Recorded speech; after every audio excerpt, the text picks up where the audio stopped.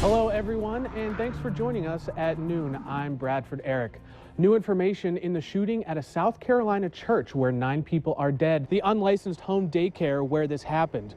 Police say the baby was taken to Essentia Hospital and then flown to Minneapolis with internal injuries.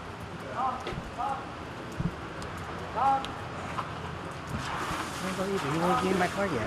Can I ask you a couple questions, man? No. But yet I threw questions at him and he answered them. Frankly, it's bad press. Many of you have been asking, as a convicted felon, how did Marcus Schumacher get the gun that killed Officer Mosier? I spoke with the ATF this afternoon. Line here is, folks, 4-wheel drive does not equal 4-wheel stop. The roads are terrible, it's cold, it's windy, it's still snowing. If you don't have to be outside or go out and about, just stay home. And now, if you're causing a disturbance here at the West Acres Mall, say cheese. Police have you being bad on body camera. Please turn it off. Talk to us. Answer my questions.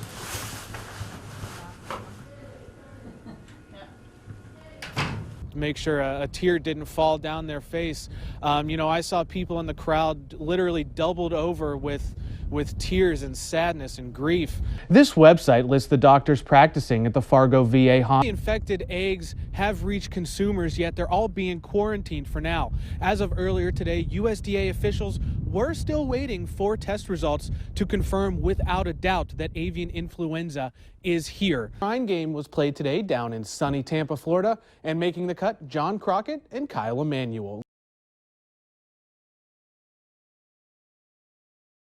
I normally think of this as a neighborhood where we watch out for one another. Paul Murray lives about 100 yards away from the Holiday gas station that was robbed on 32nd Avenue.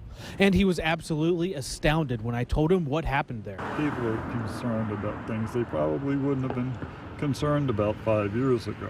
I was like, that is my backyard. I waited up until 2 o'clock in the morning till my husband came home from work. Woolery has lived here for 13 years. She's worried about the string of South Fargo robberies, starting with Taco John's, the attempt at the Vista Inn and Suites, the strong-armed robbery at Casey's earlier this week, and now the Holiday right around the corner from home. Are they any closer to catching these people? Or is it, one person, a group of people, different people? Are they any closer to catching it or stopping these or, putting a stop to all these robberies? I took Woolery's concerns right to the Fargo Police Department. What are you guys doing to find these suspects? I think the biggest thing that we tell people is that it isn't lost on us that these have occurred in a relatively small area of our city. Lieutenant Vettel says investigators believe there may be some connection to what happened at the Casey's store earlier in the week. But for right now, the Fargo police will step up patrols throughout South Fargo, and they may even have officers pedaling through the area. Bradford Arick, Valley News Live. Any reason you won't talk with us, Sergeant? Sorry? Any reason you won't talk with us?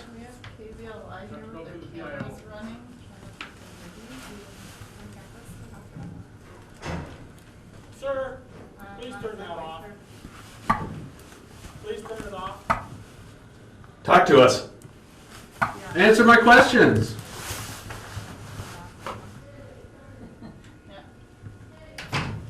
Officials with the Otter Tail County Sheriff's Office tell us that when they arrived on scene this morning, the victim, which was the tenant living on the property, was laying here near the road and the mailboxes with a gunshot wound. Tenants resided in the green mobile home, and Mr. Schulte resided in the white home. Authorities believe the tenants, who are not being named, have lived on this property for about a year. The Otter Tail County SWAT team was called to clear the property before investigators could take over, combing through the tall grass for evidence. We do not get involved in landlord-tenant disputes where there's dispute over who stays where there's not documents filed through the court. Lieutenant Syme with the Otter Tail County Sheriff's Office says his department gets called frequently to arguments between landlords and tenants. And in this situation, there hasn't been documents filed through the court. It's just a civil eviction between the parties living on the property. Gerald Schulte is no stranger to run-ins with the law. The court records out of Otter Tail County show numerous misdemeanors and felonies, including fifth-degree assault, a felony charge of making terroristic threats, and felony possession of a firearm. Do you know the firearm used in this situation, whether it was purchased legally or not? I do not know. whether the firearm was purchased legally. And that's the next step in this situation for the sheriff's office, continuing to gather information, continuing to build the case against Gerald Schulte, and then seeking prosecution. In Perham, Minnesota, Bradford Arick, Valley News Live. We've brought you numerous stories of people claiming they've had their cars taken back, been assaulted, and just generally jerked around by Catalyst Motors in Fargo. Tom Hoos, to his credit, did answer some of my questions yesterday before closing the door on me. And he even did a sit-down interview with me some months back. When they only had, say, $300 and nobody else would work with them, we got them in a car that got them to work. After I posted the story to our social media, the war of words took off. Tom said he wouldn't resort to name-calling, but he did, calling people crackheads, idiot, and ignorant, likening Valley News Live to the Jerry Springer Show, and calling me out, the jackass that does the reporting, completely edits out what I say and takes me out of context. Some commenters couldn't believe it. I'm shocked at his lack of professionalism. Others went on the attack, typing, "This guy is a crook."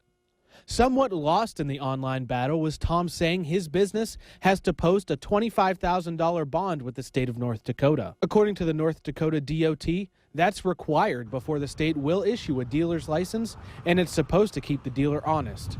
So what can someone do who feels they've been wronged by Catalyst Motors? Tom himself offers some tips, such as get the police to file charges. The police are called frequently to Catalyst Motors, and most of the time it's just to keep the peace. They say there's nothing they can do, that issues must be dealt with in small claims court. Small claims court deals with issues valuing less than $15,000. Most of the cars sold at Catalyst are well below that amount. You can also hire your own attorney to represent you and seek damages from Catalyst Motors. Another interesting note, Tom told me yesterday that it was illegal for him to discuss any specific client's situation.